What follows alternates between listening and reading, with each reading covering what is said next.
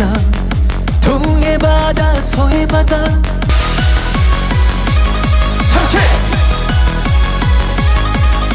일본이 또 BTS의 동해라는 단어를 빌미삼아 경제보복을 준비 중에 있습니다. 한류 열풍 때문일까요? 그러나 이번만큼은 일본 네티즌들의 반응이 심상치 않습니다. 잠시 후에 소식 만나보시죠. 이번에도 한류는 뜨겁습니다. 한국의 BTS가 또다시 전 세계를 한류로 뜨겁게 달구고 있습니다. 그룹 BTS의 멤버인 진이 슈퍼참치라는 특별한 노래를 한 곡 공개했습니다. 정규 앨범이나 솔로 앨범도 아닌 단순히 재미로 공개한 곡이 전 세계인의 사랑을 받고 있습니다. 다시 한번 BTS가 이끄는 한류의 인기가 얼마나 대단한지 보여주는 사례였습니다.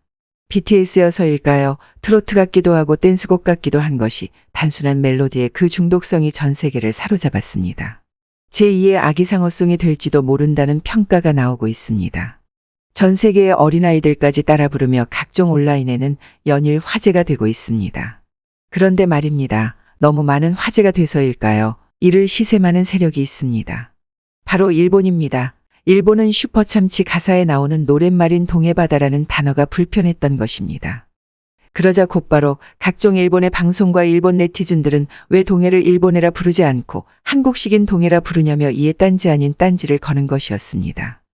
일본은 자신들의 표기 방법인 일본해라 부르는 게 맞지 않냐며 불편한 심기를 드러낸 것이었습니다.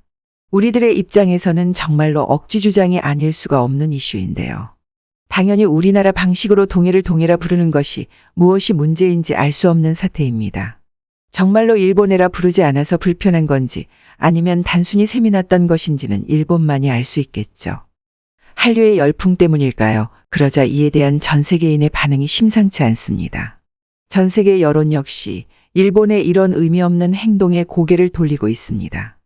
일본해라고 말하던지 아니면 동해라고 말하던지 자기 나라에 맞게 부르면 되는 것이 아니냐는 반응이 이어지고 있습니다. 이렇게 여론의 반응이 극명히 엇갈리자 일본도 칼을 빼들었습니다. 지난번처럼 한국에 대한 경제보복을 검토한다는 것이었습니다. 일본은 최근 한국을 향해 수출 제한이라는 경제보복을 한 적이 있었습니다. 결과는 일본 내 자국경제 타격이라는 부메랑이 되어 돌아왔지만 말입니다. 그런데 지난주 일본 도쿄신문에 따르면 이러한 경제보복을 다시 한번 검토 중이라고 보도하였습니다. 하지만 상황은 지난번과 완전히 반대로 흘러가고 있습니다. 일본 내 깊숙이 침투된 한류의 영향 때문일까요? 이번에는 일본 네티즌들이 이에 대해 불만을 토로하고 있습니다. 네티즌들은 추잡하다 정당하게 행동하라 등 이러한 일본 정부에 대해 불쾌감을 표현하고 있는 것입니다.